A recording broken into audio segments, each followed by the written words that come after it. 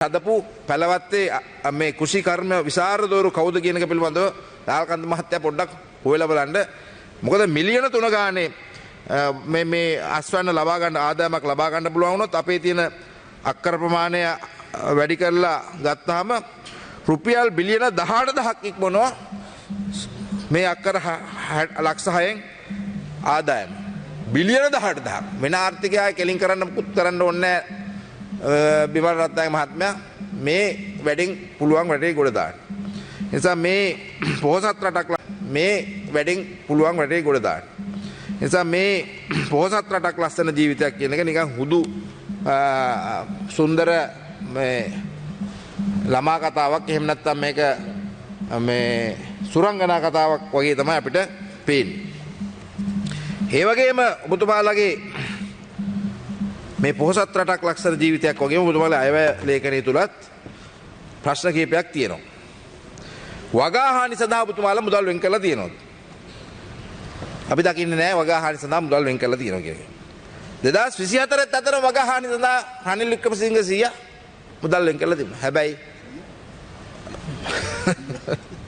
හැබැයි අපේ ජනාධිපති සහෝදරයා වගාහානි සඳහා මුදල් වෙන් කරලා තියෙනවා කියලා පේන්නේ නැහැ. ඒ නිසා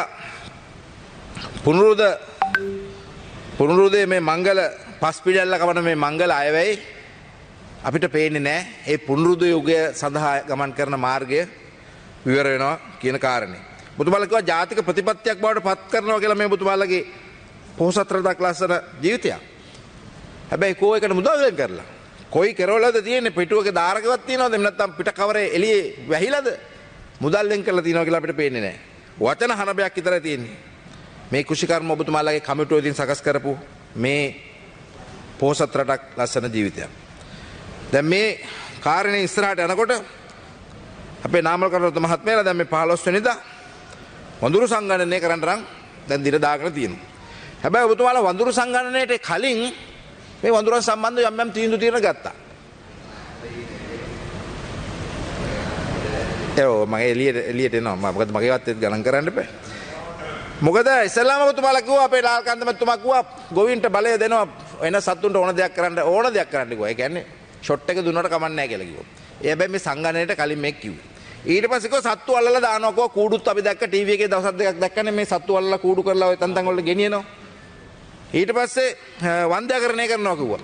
හැබැයි මේ දැන් සංගණනයට කලින් තමයි මේ සේරම කිව්වේ. දැන් අපිට ප්‍රශ්නේ තියෙන්නේ මේ සංගණනයෙන් පස්සේ මොකද්ද කරන්න කියලා කියන්නේ. මේ සංගණනයෙන් පස්සේ මොකද්ද කියලා අපිට පොඩ්ඩක් කියන්න මොකද්ද කරන්න කියලා. එතකොට මේ වඳුරු සංගණනය පිළිබඳව ඔබතුමාලට මේ අදහස් දුන්නේ කවුද කියලා නාමල් කරවත්න මහත්මයා මට පොඩ්ඩක් පැහැදිලි කරන්න රටට පැහැදිලි කරන්න. මේක අට ෆේල් කේස් එකක් විදිහට තමයි රටේ ජනතාව බුද්ධිමතුන් කියන්නේ. දැන් මේ සත්ව සංගණනය දවල්ට වෙන හානි ගැන විතරයි. එතකොට රැයට සත්තු ඉන්නවා හානි කරන වල්ලූර ඉත්තෑව. දැන් මේ දෙන්නම අතහැරිය ඒ දෙන්න NPP එකේද කියලා මට පොඩි සැකයක් තියෙනවා. වල්ලූර ඉත්තෑවයි NPP වද්ද දෙන්න. ඒගොල්ලෝ මේකෙන් අතහැරලා තියෙනවා. අනිත් එක සත්තු වගා භූමිය වලට ගරු කතානායකතුමනි එන්නේ වගා භූමියේ තියෙන තත්ත්වෙත් එක්ක. බඩේරුඟු හැදෙන කරලා තියෙනකොට එනවා මිසක් අනිත් කාලේට සත්තු එතෙන්ට එන්නේ නැහැ. අඹ ගහේ ගෙඩි తీරනවා නම් තමයි වඳුරා අඹ ගහට නගින්නේ. රඹුටන් ගහේ ගෙඩි තියෙනවා නම් තමයි මොකද්ද මේ එල්ලෙන්නේ මොකද්ද මේ දඬුලේ සහ නැත්තම් රැට ඉන්නේ මොකද්ද වවුලා එන්නේ. ඒ තත්ත්වයන් එක්ක තමයි මෙයා එන්නේ. අනිත් එක විනාඩි 5න් මේ සත්තු ගණනය කරන්නේ කොහොමද කියලා මට මේ තැන් 5ක් 10ක් කියන්නම් නාමල් කරවත මහත්මයා මට කියන්නකෝ විනාඩි 5න් ගණන් කරන විදිය. සීගිරිය ඔබතුමා විනාඩි 5න් කොහොමද ගණන් කරන්නේ මට පොඩ්ඩක් පැහැදිලි කරන්න.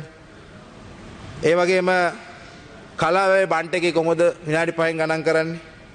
දඹුල්ල ලෙන් විහාරේ ළඟ කොහොමද ගණන් කරන්නේ විනාඩි 5න්? පොළොන්නරුවේ නටමුන් භූමියේ කොහොමද ගණන් කරන්නේ? කතරගම පූජා භූමියේ කිරිවිහෙර වටේ කොහොමද විනාඩි 5න් ගණන් කරන්නේ? කලින් ගණන් කරලා තියෙනවා. ඒතකොට ලොකු වගා භූමි තමයි අපේ රටේ ගොඩක් තියෙන්නේ. දැන් මෙතුමාගේ වගා භූමිය අක්කර මගෙන් 50කටක් තියෙනවා අපේ රාජකෘෂ්ණ මහත්මයාට එළවලු. දැන් ඔබතුමාට රැට එන සත්තු නේ දින්නේ වගා භූමියට හානි කරනවා.